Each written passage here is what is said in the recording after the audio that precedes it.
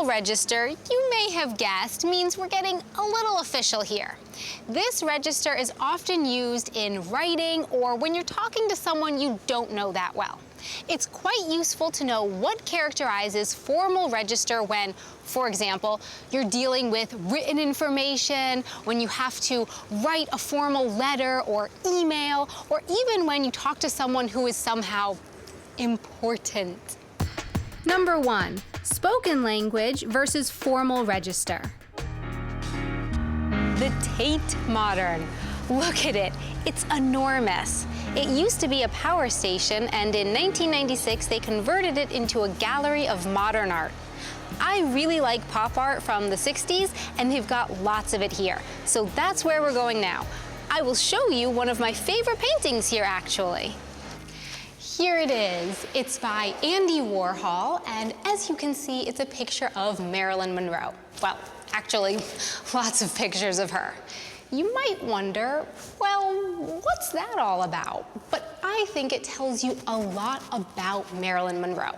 Like, she was a film icon, and so the image of her looks like a film poster.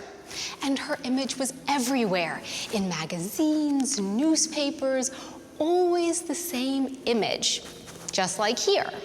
Also, she was a bright, colorful figure, but in a way, she was also a stereotype. And she was also a tragic figure because she died when she was only 36. And the painting shows that too, because half the picture is black and white, and it kind of just fades away. So you can see that she died halfway through her life. Well, that's my idea about the picture. Let's see what they say about it. Marilyn Monroe died in August 1962. In the following 4 months, Warhol made more than 20 silkscreen paintings of her, all based on the same publicity photograph from the 1953 film Niagara.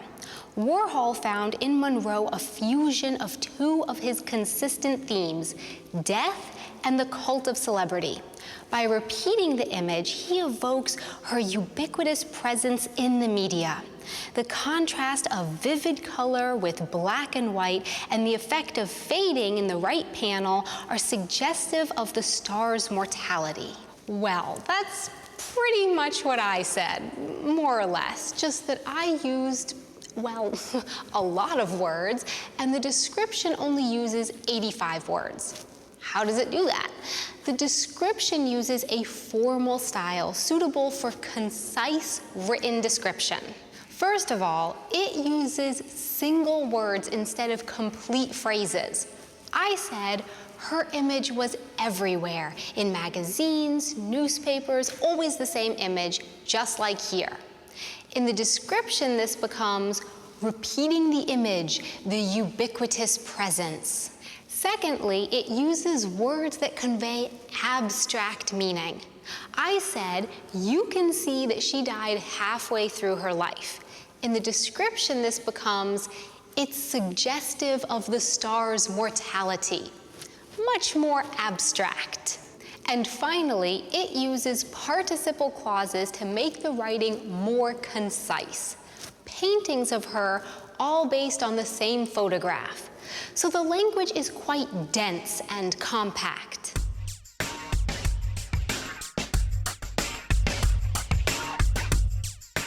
All right then, time for the next part and a coffee. Number 2, semi-formal register. I've heard there's a nice quiet cafe on the 5th floor, but it's for members only. Being a member of a museum is quite common in the UK, but I'm not one. Anyway, let's see what they say about it. Our members' room provides the ideal retreat for coffee, light lunch, or a glass of wine. Enjoy exclusive access to the beautiful lounge with its stunning views of the Themse and St. Paul's. The members' room is fully wheelchair accessible. You can take in as many guests as your membership type allows. Tempting, really. You see? The description of the cafe is less complicated than what I read in the book, but it's still fairly formal. It uses formal expressions such as The room provides the ideal retreat, the exclusive access, and the room is wheelchair accessible. But it also addresses the reader directly using imperatives or you. Enjoy the view. You can take in other guests. This makes it sound more informal and friendly, so it's a mixture of formal and informal styles. It also uses a lot of positive language, especially adjectives and adverbs. The beautiful lounge, the stunning views. Well, I think I'll hang out here for a little bit and enjoy these stunning views, and for you, the recap.